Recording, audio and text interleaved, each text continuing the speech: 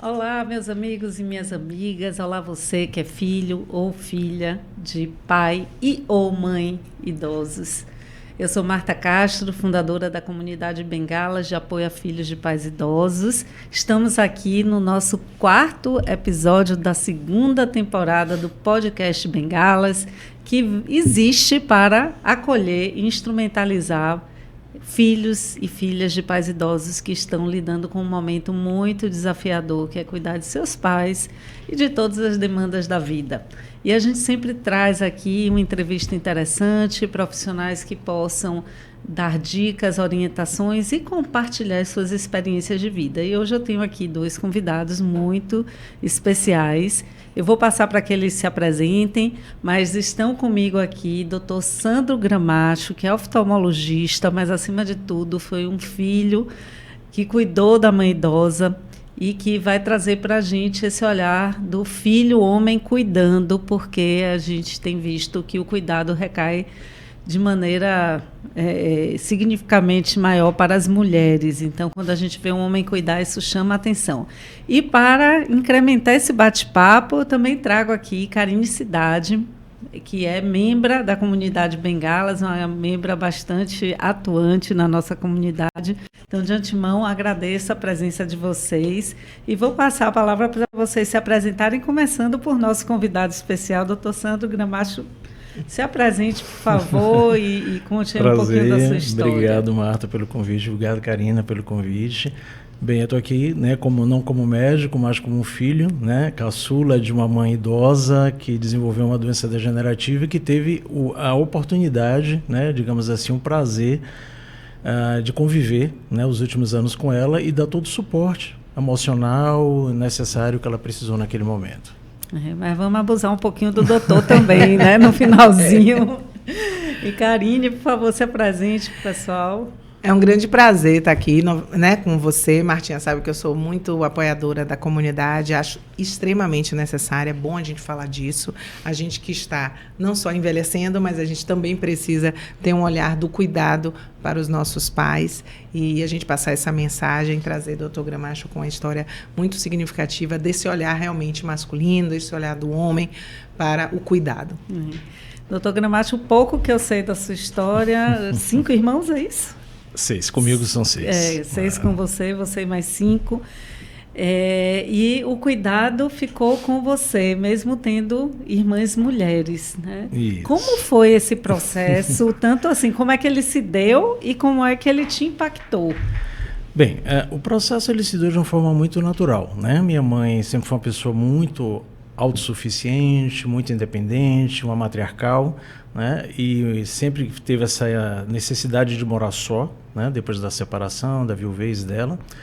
Ela morava só e eu fazia uma supervisão, digamos assim, de uma certa forma indireta, já que ela não aceitava compartilhar espaço com os filhos e nem ter um cuidador. E até os 90 anos ela morava sozinha, né, no apartamento mais próximo, em outro bairro, e eu sempre dava aquela supervisão. Ia lá, verificava como é que estavam as instalações do apartamento, se estava tudo funcionando bem, como é que ela estava, fazer ligações diárias, né? Mas, assim, quando eu pleiteava a vinda dela para ficar mais próximo, ela sempre rejeitava, né? A gente tinha que respeitar, já que ela sempre teve essa independência e autonomia, e eu priorizava isso até por uma forma de estímulo, né? Da independência dela, do cognitivo. Ela era uma pessoa que fazia atividade física também. E, para minha surpresa, próximo a essa faixa etária, ela começou a desenvolver um processo de comprometimento de memória, né? De demência, comprometimento cognitivo dela, e foi bastante assustador para a gente, porque a gente começou a ficar sem saber definir o que era doença, o que era simulação, e aquilo às vezes gerava um conflito para a gente, até que ponto era real aquilo que estava acontecendo. Às vezes a gente não interpretava os sinais que a doença passava e achava que não, minha mãe está brincando, minha mãe está querendo chamar atenção, né? E leva um tempo para a gente entender, né, esse processo e aceitar, né? Mas ela não enxergava essa necessidade. E foi quando veio o período pandêmico, ela teve uma necessidade de vir morar comigo, e ela mesma optou por morar comigo. Eu não cheguei nem a fazer o convite, ela mesma disse, não, eu quero morar com você, estou me sentindo estou sentindo essa necessidade. Né? Eu tentei botar uma cuidadora com ela, mas ela não aceitava em hipótese alguma. E ela veio morar comigo, né, nesse período da pandemia, e foi um período assim bastante, como é que eu poderia dizer, difícil, pelo isolamento, né?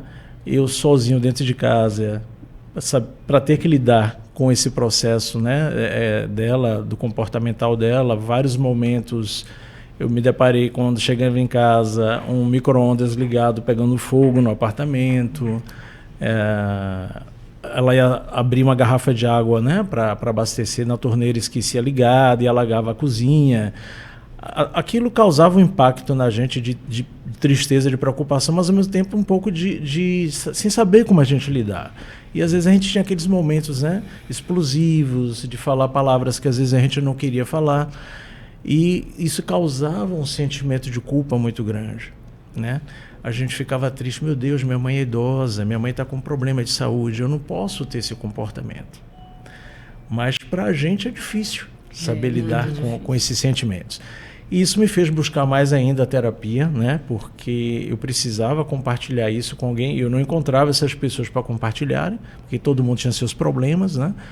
E às vezes eu não gostava de querer, né, buscar isso externamente. Eu fui para a terapia e compartilhava isso muito com o meu terapeuta, esse sofrimento. Às vezes eu dormia, chorava de noite, angustiado. Poxa, por que eu falei aquilo? Por que eu tratei minha mãe daquela forma? Ela não merecia, ela é uma pessoa idosa, ela está com um problema cognitivo. Mas para a gente entender e aceitar esse processo também não é tão fácil. Não é nada fácil, por isso que a bengalas existe. Causa que a gente pensa que é só nosso, né? Porque assim, o grupo é tão bom, porque às vezes você está tão envolvido com o seu problema, quando você chega no grupo, aí a outra fala. Eu falei, gente, não é só a gente, né? E nos perdoar também por essas atitudes, porque assim, de que forma a gente vê a culpa, né? Por que a gente se sente culpado, né? Claro que é uma situação, é um estado que você encontrou sua mãe, também eu tenho uma mãe idosa, enfim, e que tem problemas, mas a gente também é ser humano, a gente também precisa do cuidado, e que bom que você procurou a terapia, porque é um cuidando do outro, porque a gente precisa se cuidar para cuidar do outro, né? E o Bengalas eu acho que vem num movimento exatamente para isso, que a gente não só questiona o cuidado para os nossos pais, mas o nosso cuidado também. A gente vai envelhecer, sim, a gente vai precisar talvez dos nossos filhos, né, da rede de apoio. E como é que a gente quer envelhecer? De que forma a gente vai escolher isso, né, Marta? Pois é. Então, tem a culpa, às vezes tem a sobrecarga. Exato. E aí você busca aquele compartilhamento com a família, né? Você busca um apoio familiar. Às vezes a gente encontra por parte de algumas pessoas, mas às vezes de outras partes não. Porque elas estão ensoberbadas com seus problemas pessoais, com suas famílias, com seus filhos, e que elas simplesmente, né, não têm tempo. Só que assim, esse suporte ele pode se dar de várias formas, né? Financeiro, né? Apesar, se você está à distância, você pode dar esse suporte financeiro, você pode dar o suporte emocional, de saber escutar a outra pessoa. E às vezes as pessoas não têm paciência, né? Exato. Quantas vezes eu liguei, não vou citar nomes, que é a questão familiar, mas assim, eu via coisas que me deixavam um pouco triste. Porque eu queria simplesmente desabafar, ter um apoio e não encontrava esse apoio, né? E isso me machucava muito. Era um dos maiores conflitos que eu tinha na terapia. Poxa, minha mãe foi tão importante para a família. E como é que agora que ela está precisando, ela não está tendo esse retorno na mesma proporção que ela gerou para a gente, né? Que ela merecia, né? E isso ela não encontrava. Então, são coisas pequenas, né? É um bate-papo, porque o idoso, às vezes, ele quer apenas o quê? Uma atenção, né? É um gesto de carinho, é o neto que vai conversar com ela no final de semana, compartilhar história, viver memórias afetivas, né? É o filho que eu não tenho tempo, mas eu vou levar ela para passar um final de semana comigo, vou viajar com ela um feriado prolongado. Minha mãe gosta muito de sair, ela sempre gostou muito de sair, de viajar. A gente viajou bastante, né, dentro do que foi possível, e íamos muito ao shopping, era uma coisa que ela adorava fazer. Domingo a gente ia tomar café no shopping, né, e já estava até característica, as pessoas no shopping já conheciam, ao ponto de que quando ela faleceu, que eu fui sozinho, as pessoas me perguntaram, cadê sua mãe? Né, foi uma das dores maiores que eu tive, foi um dia que eu estava sentado em um café desses e a funcionária me perguntou, oi, tudo bem? Cadê sua mãe? Eu fiz, ela faleceu, né? Então, a gente era o que eu poderia proporcionar, né? Já que eu vivia envolto também na questão de trabalho, que consumia um pouco a gente, né? O fator tempo. Eu estava em alguns projetos na época que eu tive que abandonar. Estava dando andamento em um mestrado na época e eu fiquei muito emocionalmente assim comprometido com essa questão de minha mãe e eu optei por me afastar, né? Tive que fazer escolhas realmente e a família foi uma das decepções em alguns aspectos, né? Porque a gente queria ouvir uma palavra amiga, a gente queria ter esse suporte, eu não encontrei isso de todos, né? Alguns sim, né? Deram essa atenção, alguns irmãos sempre tiveram presente, mas outros pela questão da distância, do seu comprometimento, nem tanto. Mas eu acho que há formas e formas de você dar esse suporte, né? Ao idoso. E, doutor Sandro, você que trabalha, né, como oftalmologista, também atendendo idosos. Sim, sim. Você percebe isso, que quem acompanha mais esse idoso ao consultório é a mulher? Sim. É o que a gente vem percebendo, né? Exato. Eu trabalho com a doença degenerativa, que compromete basicamente pessoas com a faixa etária normalmente acima dos 40, 50, majoritariamente 60, 70 anos, e que traz um comprometimento de campo de visão, né? E essa limitação visual requer o suporte familiar muito grande, né? E o que eu vejo é que na quase que totalidade dos casos, raríssimas exceções, são os homens que vão, mas na grande totalidade são as mulheres, na grande maioria, né? As mulheres acompanhando, ouvindo o que a gente tem que para orientar, trazendo a problemática né? Porque ele não tem só o problema visual, ele é hipertenso, às vezes é um diabético, às vezes eu tenho um exemplo de uma família que eu acho fantástico, ele tem Parkinson, em estado bem grave já, ele é um senhor, e são as duas filhas, né? Ele é um militar aposentado e geralmente a gente tem aquela ideia, né? Poxa, um militar... E as filhas sempre me falaram que ele sempre foi um pai extremamente amoroso. Então que elas se sentem prazerosas de fazer aquilo com ele, né? De dar aquele suporte, de levar ao médico. Todas as consultas elas têm prazer de levar, me relatam tudo o que está acontecendo com ele, as fugas dele, né? Ele sai, foge de casa, é encontrado em outro bairro, outro dia ele foi encontrado no quartel que ele trabalhou, né? Sozinho ele foi. Porque o Parkinson também dá uma demência, né? Também tem um quadro de comprometimento cognitivo. Então é bem interessante, elas relatam tudo, elas são bem inteiradas da situação dele e elas me dizem, Sandro, você não sabe... É sofrido para a gente, mas ao mesmo tempo prazeroso, né? De estar vivendo esse momento com meu pai e proporcionando todo o cuidado, né? Que tem. Mas realmente o público é majoritariamente feminino que e dá o esse que suporte. Será que se passa com os homens, né? Tem várias especulações sobre isso, desde a questão cultural, a mulher nasceu para cuidar, né? Mas você falou que buscou a terapia. Eu tenho uma teoria que não exclui a cultural, mas que talvez se some a cultural, também da dificuldade do homem lidar com o seu emocional, né? Sim. Então, talvez a desculpa do trabalho, do tô ocupado, pode ser uma fuga também para não enfrentar essa dor, né? Sim. Culturalmente, as mulheres têm essa educação voltada para o cuidar, para olhar o próximo, né? E cuidar também da doença. Geralmente, você observa que as mulheres elas são mais cuidadosas quando é relacionada essa questão da doença, tanto para elas como para o próximo, outros, né? Para os outros membros da família. E os homens, eles têm essa fuga de querer encarar o problema de saúde, postergar muito a busca por uma resolução. Então, muito frequente, né? As mulheres elas conseguem fazer um diagnóstico mais precoce das patologias. Os homens geralmente percebem sinais, mas preferem negar, né?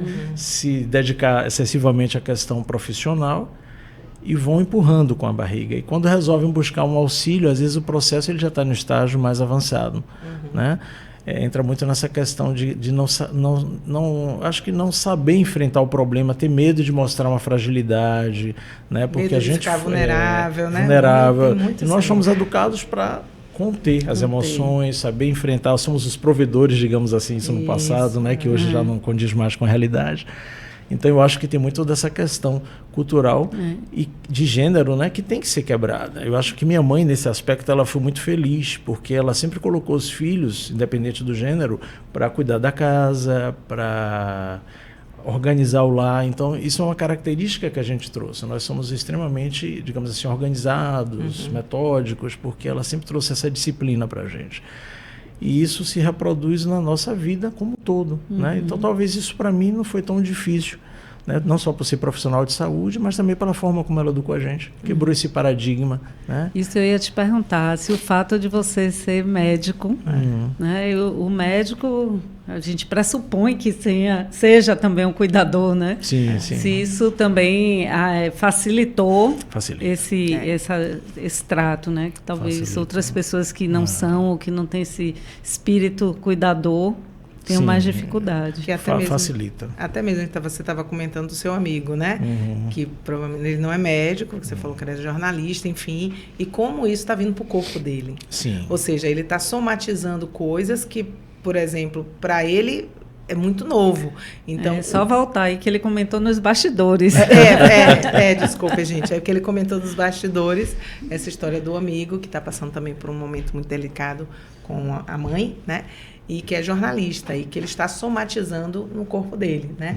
Isso. E que, por exemplo, quando é um médico e aí que é o, né, o profissional do cuidado, eu acho que talvez seja... Eu também tenho essa característica. Quando eu tenho muita coisa, eu sou da pessoa da resolução, então acho que eu tenho muito assim um DNA masculino e eu somatizo no corpo. Então eu quero resolver tudo. E depois eu que caio como seu amigo, porque está tudo no corpo. E aí, que Marta falou, por você ser um profissional da saúde, você acha que isso, por exemplo, claro, facilitou, mas como é que você poderia dar uma dica para as pessoas, para os homens mesmo, que não sabem lidar com isso? Os homens, às vezes, não sabem lidar. Lidar com a doença, lidar com a vulnerabilidade. Aceitar, pedir ajuda e aceitar ajuda profissional, porque eles descuidam do corpo e descuidam da alma, da mente, do emocional, né? Que conselho você daria, ou até mesmo esse seu amigo, o que você daria de conselho para esses homens, né? Eu acho que, antes de mais nada, é entender, né, o processo que está se passando, aceitar, depois do entendimento, aceitar e buscar ajuda. Eu acho que a gente tem que compartilhar, é uma cadeia. Não adianta a gente querer, eu acho que é um grande erro a gente que é muito centralizador, né? Querer trazer toda a carga de responsabilidade para a gente e não querer incomodar o próximo. Incomode, né? Busque ajuda. Né? Não deixar chegar um quadro de burnout, de estafa mental, de depressão, né? Acumulando todo esse processo, porque é difícil. Né? Mas não é impossível.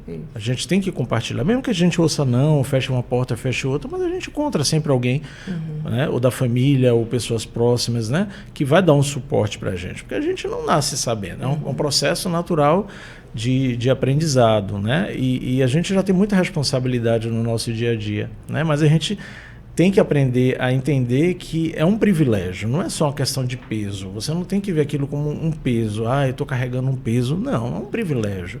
Você ter a oportunidade de conviver com uma pessoa que foi tão importante para você, né? Que lhe trouxe tanto ao longo da vida. Então, o momento de você retribuir aquilo para ela é gratificante. Para mim foi gratificante. As coisas que eu pude proporcionar, né? Não só no campo de financeiro, de oportunidade de viagem, de qualidade de vida. Várias vezes eu dizia para mim mesmo e para ela: mãe, graças a Deus a senhora está aqui comigo, a gente tem essa oportunidade. Quantas pessoas gostariam de ter um lar harmônico, uma casa silenciosa, né? Que tem uma estrutura, né? Que a senhora possa se locomover, que a senhora possa se alojar sem ter problemas, sem ter estresse, né? Quantas pessoas gostariam de ter essa oportunidade? Eu pude, graças a Deus, proporcionar isso a ela, né? Mas assim, a gente realmente precisa de ajuda, reconhecer o problema, aceitar e procurar compartilhar, buscar aquela cadeia. Se não for na família, na comunidade, buscar centros terapêuticos, né? Quando minha mãe ainda estava morando na Pituba, ao lado da residência dela, tinha tinha acabado de inaugurar uma clínica que exercia atividades, né, que promovia desenvolvimento cognitivo, clube da memória, tinha aula de pilates, aula de hidromassagem, e eu já ia matricular ela, de hidroginástica, eu já ia matricular ela nesse período, mas foi quando veio a pandemia, exatamente para ela ter atividades que desenvolvessem mais o cognitivo, né, que mantivesse as atividades dela mais, né, vivas, né, mas infelizmente não deu tempo. Mas assim, a gente tem que realmente entender que a gente sozinho não vai resolver tudo isso, né? Tem que compartilhar. Eu ia perguntar o seguinte, que ele falou aí da casa de convivência, que também sempre é um grande debate, né? Que aí tem gente que fala assim, não, mas nossos pais cuidaram da gente desde pequena, e quando eles envelhecem a gente tem que cuidar deles, então não é um fardo, porque eles cuidaram da gente também pequenos, trocando fralda, enfim. E tem um movimento, né, que aceitam dizer assim, meus pais estão com problemas cognitivos ou problemas de saúde, vou colocar ele numa casa de idosos. Outro, Deus me livre colocar meus pais na casa de idosos. E a gente, antes de começar, você falou disso, de botar ou não na casa de idosos. Na Europa, a gente vê que os países mais desenvolvidos têm essas casas. Essas pessoas não chamam de lar de idosos, chamam comunidade de idosos. Eu tenho uma amiga que mora nessa, e ela adora, porque ela tem muitas atividades, os filhos dela vão para lá, e ela não chama de asilo, ela não chama de lá. O que o senhor vê dentro dessa perspectiva de ser um profissional de saúde, de ser um profissional que teve a sua mãe, ser cuidando dela, sendo um profissional de saúde, mas também vendo um lado de uma outra realidade de pessoas, né? Talvez seus irmãos tendo outros objetivos, dessas casas, desses movimentos, desses estabelecimentos que são acolhedores para idosos. É difícil. Como filho, né? Não como médico, como filho, é muito difícil você pensar nessa possibilidade. É doloroso para a gente, não é fácil. Claro que em alguns momentos veio essa possibilidade. Porém, eu preferia trazer essa responsabilidade para mim ao transferir isso para outros. Porque eu tinha essa possibilidade. Eu sei que nem todo mundo tem, né? E eu sei que não é um processo fácil para as famílias. Mas a gente tem que quebrar esse paradigma, porque tem situações que realmente se fazem necessário.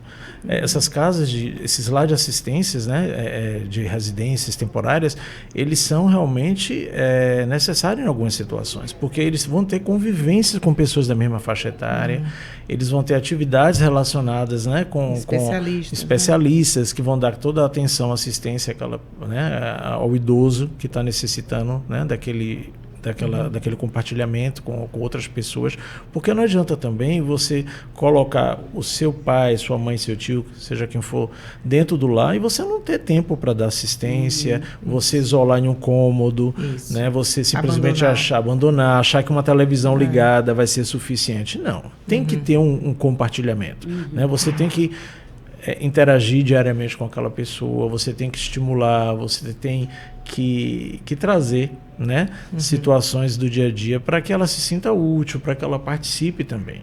E não adianta simplesmente deixar em um cantinho, isolar. Minha mãe, durante esse processo, eu trouxe um cachorro para ela, né? Resolvi comprar um animal na época, que foi uma coisa assim que ela se apegou muito, né? Ótimo, né? E foi muito legal. Hoje o animal ficou comigo e ela gostou muito, já tinha tido experiência antes, foi uma coisa assim, eu nem queria mais animal por a questão de trabalho, mas assim, para ela foi super gratificante, ela se apegou, estimulava muito ela, né? A troca de carinho, de afeto com o animal. E são coisas que a gente pode, né, trazer na convivência diária. Essas casas são necessárias em algumas situações. Eu acho que a gente tem que começar a quebrar, né, esse paradigma. Eu tenho acompanhado um pouco, de uma certa forma indireta, eu tenho uma amiga minha que ela é promotora de idosos, né? E ela tem feito uma vistoria muito regular nesses lares. E ela tem mostrado que tem situações muito positivas, né, e outras nem tanto, né, e que se faz necessário essa fiscalização. Algumas são fechadas, algumas são necessárias. Olha, a gente vai dar um prazo para você se readequar às condições e depois a gente volta para né, fazer uma vistoria. Mas é necessário, porque cada família tem sua realidade, né? Cada família tem sua realidade. E acho que você foi muito feliz quando disse, não é chegar e largar lá. Né? Eu não tenho estrutura, às vezes até na conta é mais barato deixar numa instituição dessa com um apoio interdisciplinar, multidisciplinar, né? Que você talvez isoladamente não conseguisse, mas dá essa atenção. E também o que a gente vê ao longo dessa convivência com vários filhos de pais idosos, com várias histórias de família, é que, sim, algumas vezes tem essa gratidão que você falou, né? Uma mãe que foi maravilhosa, que a família girava em torno dela, mas às vezes também tem famílias que os pais deixaram marcas Isso. difíceis, Sim, dolorosas, sim. né? Isso. E que esse filho se vê cuidando desse pai. E aí é como encarar, né? Se é um resgate, resgate. ou se é, poxa, né? Não cuidou de mim, eu vou ter que cuidar. E acho que uma fala sua que me tocou foi a da aceitação.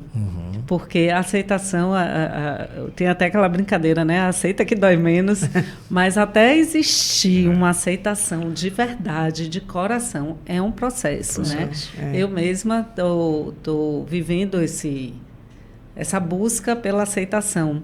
Esse nome Bengalas veio de um texto, você falou desse amigo dos bastidores, né, que é jornalista e que tem falado do processo dele através de textos. O Bengalas nasceu de um texto de desabafo que eu escrevi, que chamava Heróis de Bengalas, que de repente, pós-pandemia, né, quando eu reencontro meus pais já não eram meus heróis. Eram os heróis de Bengalas, tinham tido um declínio de saúde, né, emocional muito grande e isso me chocou e eu não sabia como lidar com isso. E ainda não sei, né? Estou em processo de aceitar. Né? E eu sou estudante de psicologia, doutor, sou administradora, eu vou formar em psicologia no final do ano. Parabéns. E Jung tem uma frase assim, quando você foge da sua sombra, ela te pega em forma de destino.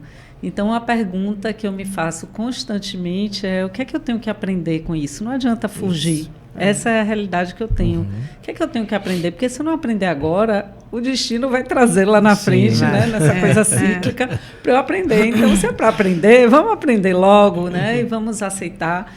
Mas não é fácil. Aí eu te pergunto, qual foi o principal aprendizado desse processo com sua mãe?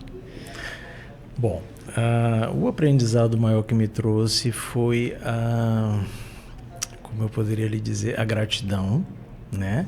De ter essa oportunidade de conviver com ela, de aprender, né?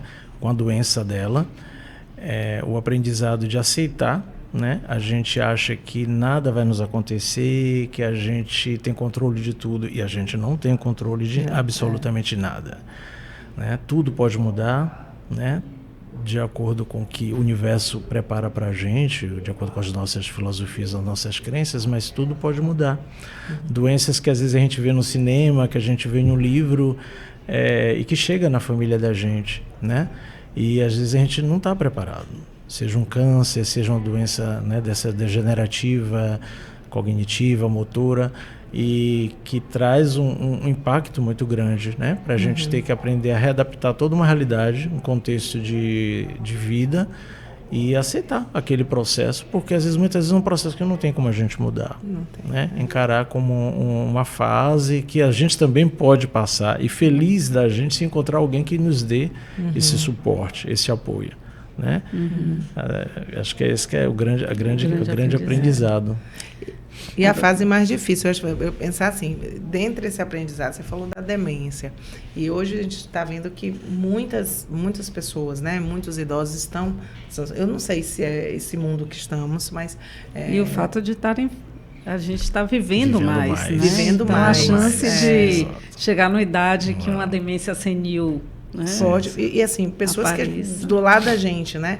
Até eu, com o neurologista minha mãe, ele falou, não, mas isso está sendo recorrente mesmo, né? As pessoas, aí tem um tratamento lá com cannabis e tudo. Mas eu queria saber assim, o que é? Porque eu acho que a demência é uma doença que é silenciosa, como você falou. Muita gente desconsiderava que ela estava doente. Sim. Então, e o silêncio ou as atitudes. Como é que foi descoberto isso? Como é que vocês identificaram que realmente era sério, que realmente ela precisava? Quando foi esse momento dessa identificação? Realmente não é um processo fácil, né? Porque você tem que saber separar o que é do envelhecimento natural e o que é realmente a doença em si, né? Então, minha mãe tinha muitos momentos de ausência, né? Ela ficava muito sozinha, parada, olhando para o tempo, sem interagir, né? Aqueles momentos de ausência. E também a questão cognitiva, né? Os esquecimentos. Ela começou a esquecer muitas coisas próximas. Ela acabava de pegar um objeto, daqui a pouco esquecia onde é que estava, começava a procurar, deixava uma torneira aberta, deixava um ferro ligado, uma porta aberta, e ela não concluía as tarefas, né? Ela começava a fazer uma tarefa, ia fazer outra e esquecia aquilo que ela tinha começado a fazer. Então você começa a perceber que aquilo não era normal, você começa a perceber que aquilo é perigoso, né? Começa a trazer possibilidades de risco para ela e para as pessoas no entorno. Então, começa a chamar atenção. E aí surge aquela dúvida, é Alzheimer, exatamente o que é que está acontecendo, né? E aí você busca um apoio de um neurologista, de um geriatra, para tentar fazer esse diagnóstico, né? E tratar ou pelo menos retardar o processo o máximo possível quando não há possibilidade de cura. Mas a identificação ela não é realmente fácil. Mas quando a gente conhece a pessoa, a gente começa a perceber os sinais, né? Os esquecimentos, os lapsos, né? Tem sinais às vezes de esquecer quem é aquela pessoa, o nome, né? Isso. Começa a reviver mais fatos passados do que os presentes, né? Eu acho que o aceitar é mais difícil do que o perceber, né? Porque às vezes você está percebendo e você mesmo nega aquilo ali, não, né? Não é nada não, estava assim, mas agora já está bem. Você vê a recorrência aí que assusta, né? Assusta bastante. E, doutor, aí disse que eu ia aproveitar, né? Que é oftalmologista e cuida de glaucoma, é isso? Isso, sou especialista em glaucoma. Que é uma doença que acomete, como você mesmo falou, isso, pessoas mais velhas. E os sinais do glaucoma a gente consegue perceber? Aproveitar para dar esse extra aqui para o nosso público. O glaucoma é uma doença que tem uma prevalência maior a partir de uma faixa etária como os 40 anos, né? Que para cada década de vida ela vai aumentando essa frequência. O problema maior do glaucoma é que a gente chama de cegueira silenciosa. Por quê? Porque ela é uma doença que ela não dá sinais, né? Normalmente a pessoa não costuma observar que está perdendo a visão, porque há uma perda periférica e a visão central ela é preservada até o final da doença. E normalmente no nosso dia a dia a gente não valoriza muito o campo de visão periférico, os reflexos periféricos, né? Porque um olho acaba compensando o outro, então a gente não observa. Mas, a depender do nível de gravidade, tem familiares que chegam reportando, olha, meu pai, ele não consegue pegar um objeto do lado. Para isso, ele precisa virar o rosto em direção ao objeto para pegar ele. E aquela pessoa que está no supermercado, empurrando o carrinho, ela não consegue ver a lateralidade, né? Ela precisa virar para o objeto na prateleira para pegar. É um retrovisor de carro que já não consegue perceber que está do lado, quem está do lado, o carro que está se aproximando, ele precisa virar o rosto. Mas quando chega nesse nível é porque a doença já está avançada. Então, por isso que a gente chama de cegueira silenciosa, porque normalmente não tem. Queixas, né? É uma descoberta em uma consulta normalmente de rotina, é aquela pessoa que tem histórico na família, né? Que já tem relatos de cegueira, independente da causa da cegueira, porque antigamente não se identificava muito a causa. Então, sabe que tem histórico familiar na família de cegueira, de perda visual em algum momento, mas não sabe o motivo, sempre é bom tirar essa dúvida, né? Que pode estar relacionado com o histórico familiar de glaucoma, né? E acomete basicamente o idoso. E aí vem aquela questão da família também aprender a aceitar o processo. Primeiro o paciente, por ela ser uma doença silenciosa, não sentir dor, não causar muito desconforto, ele nega muito a doença. E a gente tem que trabalhar muito nesse processo de entendimento, de aceitação, mostrar através de exames que o campo visual dele está fechando. E aí o primeiro passo é ele aceitar a doença, né? Depois que ele aceita a doença, a gente vai discutir sobre o tratamento. E a depender do nível desse processo de glaucoma, é importante haver uma participação familiar, né? Porque eu tenho pacientes que realmente já têm bastante limitação de campo de visão, além das questões motoras, também cognitivas. Então a casa tem que ser adaptada à realidade dele.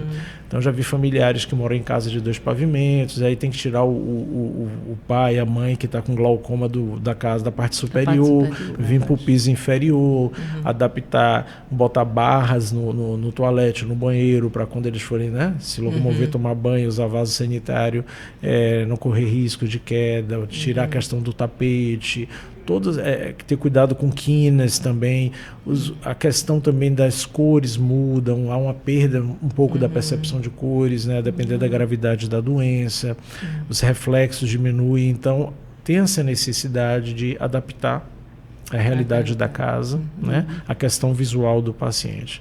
E você trouxe um ponto assim que também tem sido falado até por outras questões dentro do Bengalas, que é conhecer a história da sua família, né? Tanto a história afetiva como a história, o histórico de saúde. Eu mesma, na minha última consulta oftalmológica, o médico perguntou: seus pais tiveram catarata? Eu fiz: não.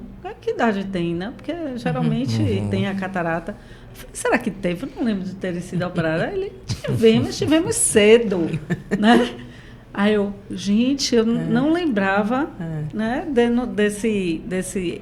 essa saída para operar a catarata deles, por já ter muito tempo. Sim. E o que significava que eu podia realmente também ter uma catarata precoce. Então, falar sobre esse histórico familiar também é importante, eu imagino, né? A gente conhecer nossa história em detalhes para poder saber o nosso até.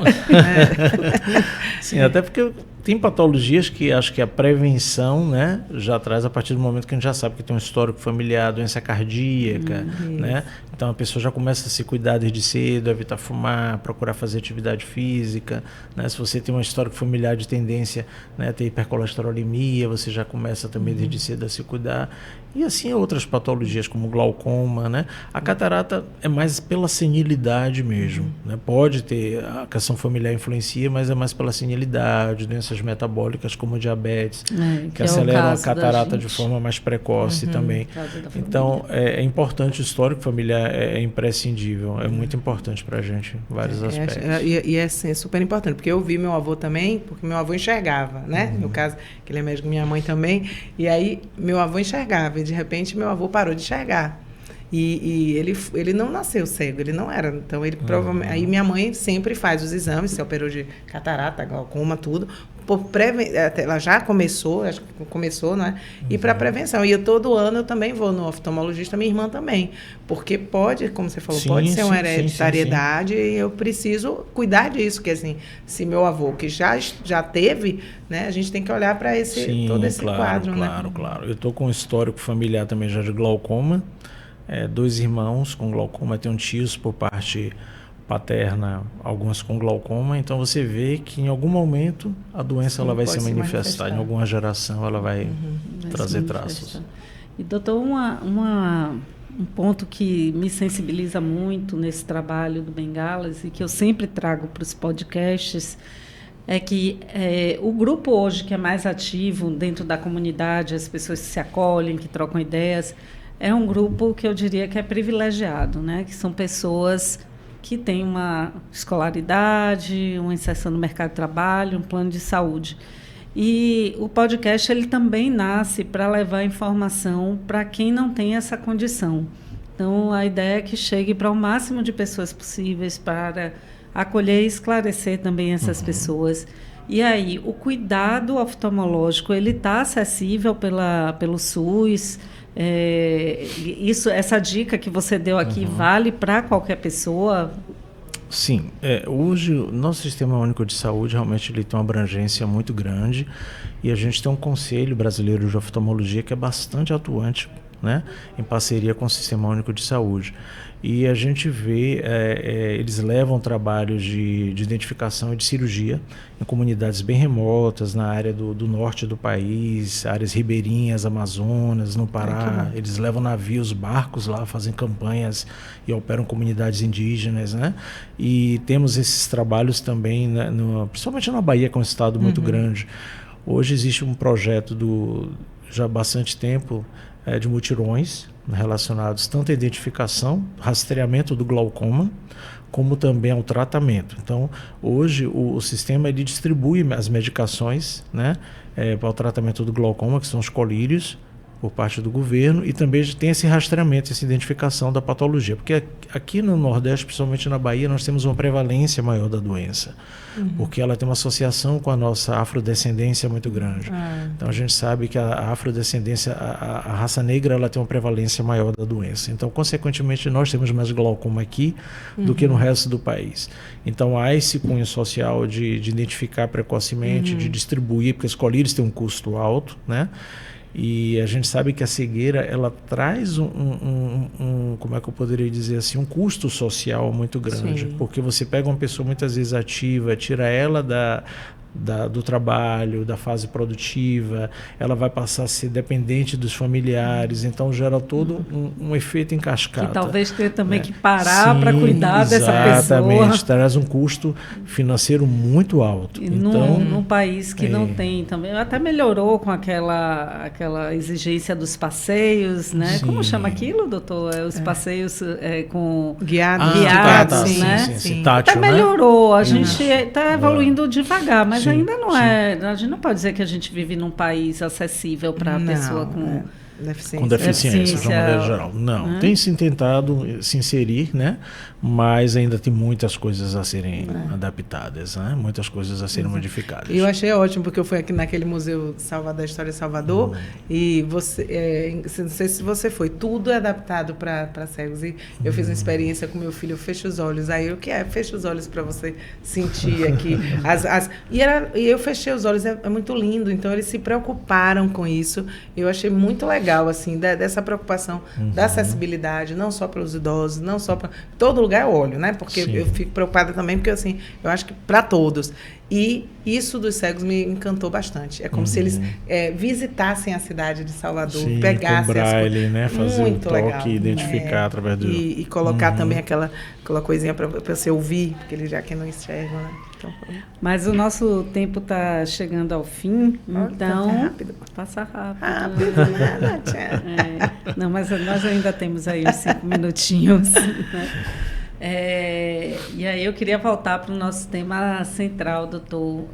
O que a gente pode aconselhar aos filhos homens em termos de responsabilização e de cuidado? Que estão passando por isso hoje.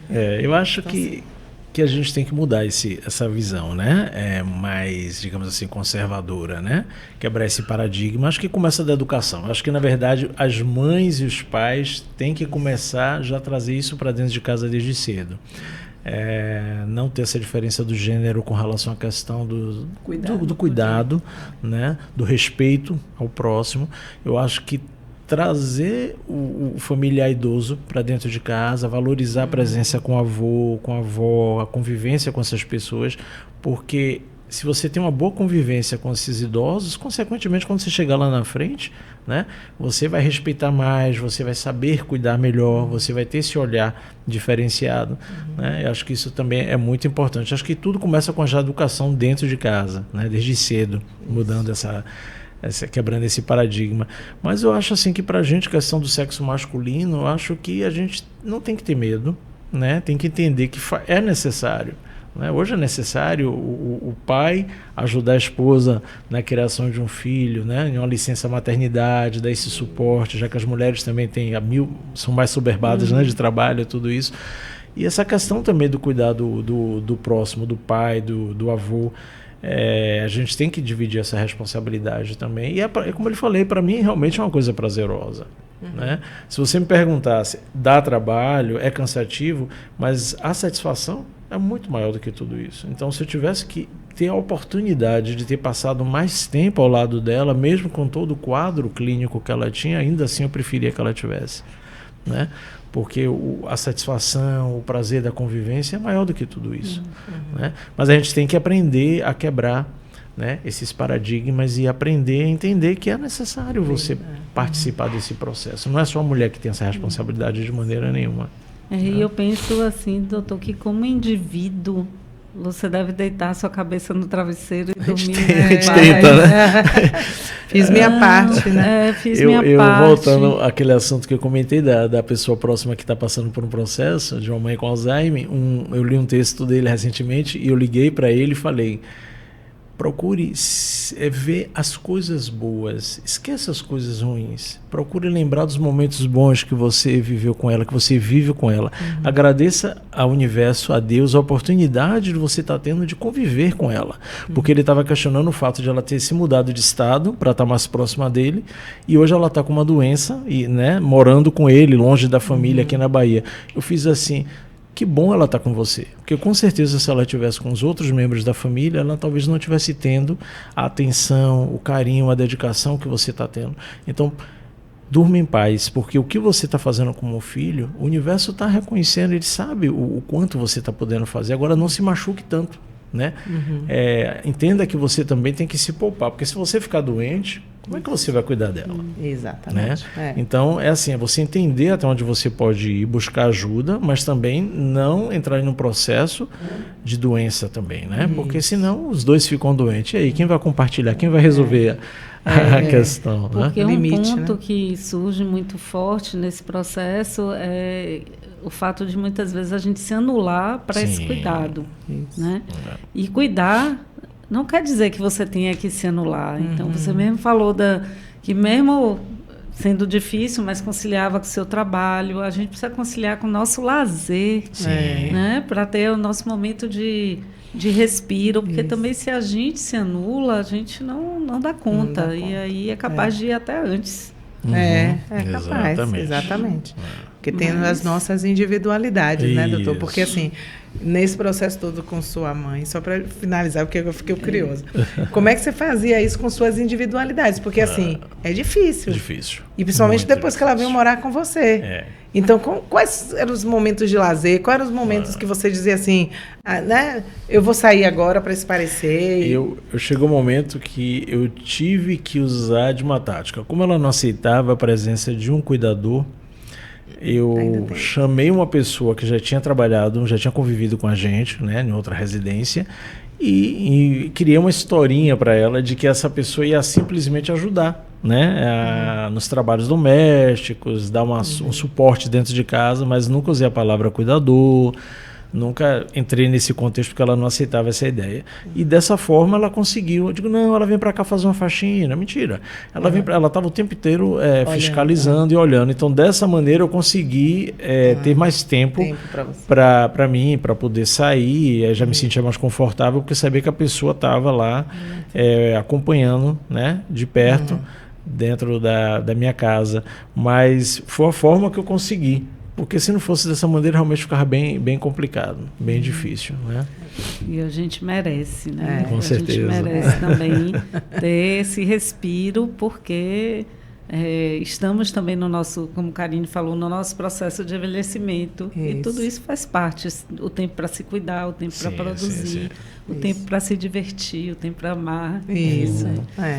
E eu queria dedicar esse episódio aqui a meu irmão, porque eu só tenho um irmão e a gente divide o cuidado dos meus pais.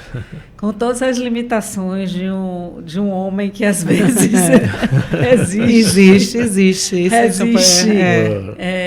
em aceitar, enfim, mas que na hora H chega junto. Então... Luiz Castro, um beijo para você e vou passar para vocês darem as considerações finais, se despedirem do público. Bom, o que eu teria para falar realmente é que não veja o cuidar do próximo, né, como um peso, e sim como uma oportunidade que a vida está lhe trazendo de resgatar, né, de você poder conviver, viver momentos, memórias afetivas que às vezes no dia a dia a gente não para, né, para ter essa oportunidade para resgatar, né, pegar aquele álbum de fotografia, compartilhar com a outra pessoa, trazer memórias, lembranças. Eu acho que esse que é o grande aspecto positivo que tudo isso traz, e aprender a aceitar uma coisa que mais cedo ou mais tarde vai acontecer com a gente também, né? Acho que é isso. Eu agradeço ao doutor Gramacho por estar aqui. Eu acho que foram lições muito bem dadas, assim, a todos os homens que estejam nos ouvindo, ou as mulheres que tenham homens em casa também, que estejam passando por isso, que comecem também a pensar nessas táticas, né, de, como você falou, de poder chegar junto, de cuidar, de se abrir. Afinal, né, os nossos pais foram responsáveis por nós estarmos aqui, por nós estarmos vivos, né? E assim por diante. Então, e também eu achei uma fala muito interessante da gente começar a pensar nessa educação de cuidado para todos, porque o ser humano é único, independente de sexo, enfim, ele é único. Então, é o cuidado com qualquer pessoa, na palavra, né? no tocar, no dialogar, no conversar. Eu acho que essa palavra é sensacional. Eu acho que o cuidado de si e do outro também vai ajudar a gente a ter um mundo menos doente. Isso. A gente estava falando, né, que as demências estão aparecendo cada vez mais cedo. Tem essa questão de estarmos vivendo mais, mas também tem surgido precocemente, sei lá por quê, por conta de alimentação, de estresse, de tudo.